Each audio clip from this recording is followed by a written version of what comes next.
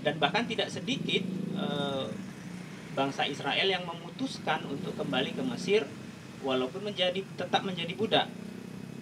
Karena dalilnya walaupun jadi budak tetap juga bisa meminum es cincau misalnya kalau pada waktu itu ada gitu.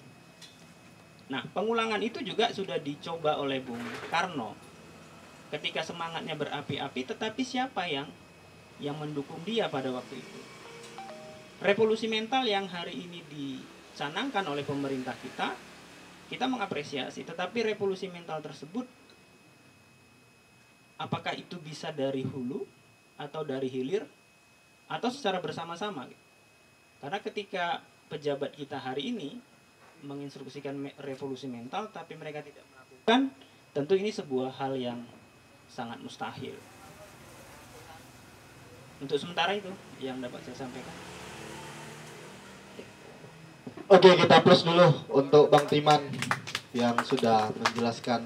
Harusnya kita ini tidak terkooptasi dengan budaya atau identitas dari bangsa lain gitu kan. Kira-kira harusnya kita itu mampu menentukan sikap ataupun identitas kita sehingga kita punya satu garis garis ideologis ataupun garis budaya yang jelas gitu.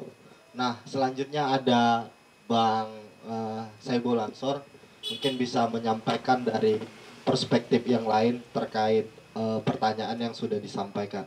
Waktu dan tempat saya persilakan. Topik kita adalah COVID, ekonomi, dan pangan. Saya akan tetap konsisten di situ. Saya punya teman, mungkin beberapa dari kita tahu itu Tamin Pardede. Kurang apa itu? Bahkan dia bilang dia yang membuat COVID ini. Believe it or not. Saya hanya ingin based on data, Pak Tamin. Enak Anda cerita, tapi mau kemana kita? Dia bilang dia bisa membuat bahan bakar dari air apa saja. Monggo kerso. Saya ingin sepeda motormu diisi tidak di galon-galon itu, saya bilang. Juga dia. Based on data. Enak bercerita seperti itu. 2-3 kali saya melakukan webinar dan dia salah satu di antara ini. Kita pertemukan dengan ahli-ahli dari kesehatan dan sebagainya. Terjadi bantah-bantahan. Nah, ilmu pengetahuan ini kan memiliki silsilah, metodologi, dan cara-cara tersendiri yang distandarkan. Hal seperti itu yang tidak saya temukan pada diri Pak Tamin Pardede. Dan kita banyak orang serupa itu di berbagai tempat. Itu yang pertama. Mengenai COVID itu ada berbagai perspektif. Tidak di negara maju, di negara terbelakang seperti Indonesia juga, perspektif itu jamak. Ada yang menggunakan perspektif konspirasi teori. Dan ini akan gampang sekali terjebak pada mekanisme ilmu cocokologi. Enak juga didengar. Tapi persoalannya adalah kita sekarang menghadapi wabah itu. Dan kalau disebut-sebut Indonesia lebih selamat, tidak begitu faktanya. Kurva Indonesia itu naik terus. Dia bimbang antara akan mengutamakan kesehatan manusia, keselamatan manusia, atau ekonomi. Seyogianya dia secara simultan, komprehensif, ekonomi dan penyelamatan manusia. Tapi dia ke ekonomi. Ini akhirnya terjadilah berbagai macam ketidakakuratan data dan kebijakan yang macam-macam dan kebingungan yang luar biasa. Bayangkan Menteri Kesehatan yang diganti itu menyalurkan 75 triliun aja nggak bisa dia. Uang ada, how to govern, nggak bisa. Jadi kalau ini disalahkan kepada rakyat, disalahkan kepada birokrasi, ya ngapain juga kita habisan beberapa triliun memilih presiden, nggak mampu memimpinkan, mencontohkan apa-apa. Yang milih menteri itu siapa? Yang kami pilih itu Jokowi dan Ma'ruf. Hak prerogatifnya menentukan siapa yang jadi menteri. Jadi kalau menteri itu nggak salah, ya bukan salahnya menteri. Kenapa dipilih yang begitu-begitu? Kan ceritanya. Dan tadi dilantik menteri baru. Ditanya oleh wartawan saya, asal muasal persoalan resapel ini adalah ditangkap 2 orang oleh KPK. Itu cerita KPK. Dan bagi saya itu puncak gunung es. Pesan saya kepada KPK, berburulah kau terus. Baru selama negeri ini, cakap aja yang revolusi mental dan macam-macam. Tapi terus menerus menebar kebobrokan mental. Mau puja-puji itu, nalarmu di mana? Jangan wariskan ilmu-ilmu cocokologi lagi. Kita sudah rasional. Itu mengenai COVID. Jadi saya akan berpedoman dan terus bersikap apa yang secara objektif yang merupakan kebijakan nasional dan internasional. Dan Indonesia termasuk negara yang tidak berhasil dalam hal itu. Bandingkan dengan berbagai negara. Yang baru-baru datang ini COVID di sini nih, para menteri guyonnya, oh kita nggak mungkin didatangi COVID, izin masuknya payah. Menteri yang ngomong begitu. Nggak mungkin karena iklim tropisnya berbeda dengan sana gitu. Loh, ini kan sejengkal itu ke Singapura, ke Malaysia. Di Malaysia, Singapura sudah heboh, di sini belum. Kita mau lockdown atau apa? Disalahkan daerah. Padahal untuk PSBB itu harus izin pemerintah. Takut kali pemerintah kolaps ekonomi. Kalau krisis ekonomi, kolaps politik dan bisa jatuh. Kan di sini langkahnya itu. Karena itu saya ingin menyelamatkan. Beri rakyat ini uang. 2,5 juta per bulan. Last resort. Last resort itu pekerjaan terakhir. Supaya mereka punya kesempatan belanja. Hiduplah mesin ekonomi.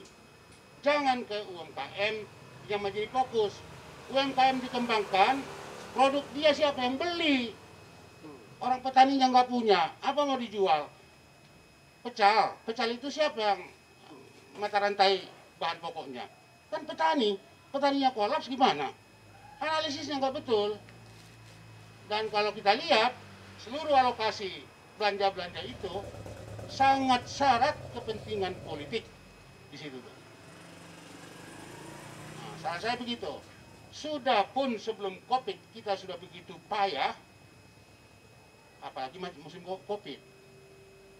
Orientasinya ke depan harus memerdekakan Indonesia sebenar-benar merdeka. Bagaimana kita nggak tertawa? Dari awal masih musim kampanye periode pertama Pak Jokowi sudah bilang, uraiannya sangat jelas bahwa saya sudah hitung itu impor pangan itu sangat tidak mungkin, tak masuk akal itu. Selesai itu saya pikir. Sampai sekarang main juga. Siapa di belakangnya? Salahkan juga birokrasi. Tidak betul. Mengapa kita disuruh memilih? Nah, itu mengenai itu. Yang kedua, analisis masalah-masalah seperti itu ada 2 kecenderungan. Garis besar. Pertama, kultural, individual, kemudian struktural. Masalah kita masalah struktural. Bukan masalahnya orang-orang. Bukan karena malas dan bodohnya sehingga orang jadi miskin. Tapi dia tidak punya akses. Orang yang berpikir tentang penyelesaian masalah itu berdasarkan individual nggak akan pernah sampai. Dia nggak tahu itu. Tertutup pikirannya ke arah itu. Persoalan kita struktural. Bagaimana tidak struktural? Sekolah kita siapa yang bikin? Lucu deh. Menteri Pendidikan Kebudayaan menaikkan apa namanya itu, jabatan guru besar. Nggak pernah dia kenal perguruan tinggi. Aneh itu. Mandor aja itu kayaknya. Nggak paham dia. Berkomunikasi dengan para guru besar, masyarakat akademik. Nggak bisa. Orang dunianya Gojek. Gojek atau Grab kah? Itu keanehan-keanehan. Saudara, sejak awal Indonesia ini memiliki tim kerja yang sangat aneh. Ada keinginan mengakomodasi sehingga tidak efektif kerja kabinet.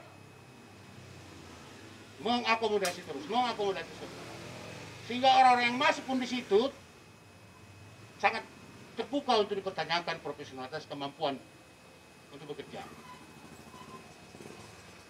Bolehkah kita sebut bahwa Amerika sekarang ini adalah salah satu di antara negara terbesar di dunia?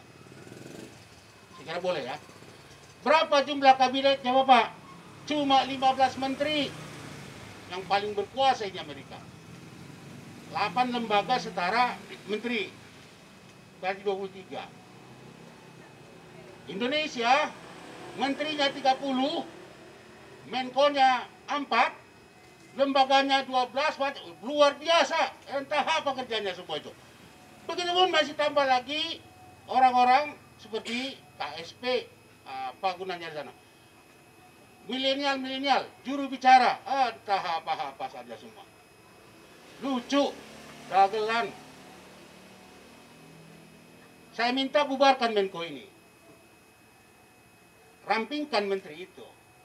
Rumuskan nomenklatur atau job description menteri itu betul-betul berdasarkan sebuah filosofi yang benar. Amerika ada yang paling berkuasa, paling banyak uang, paling besar, cuma 15 menteri. Indonesia mau dibikin macam-macam.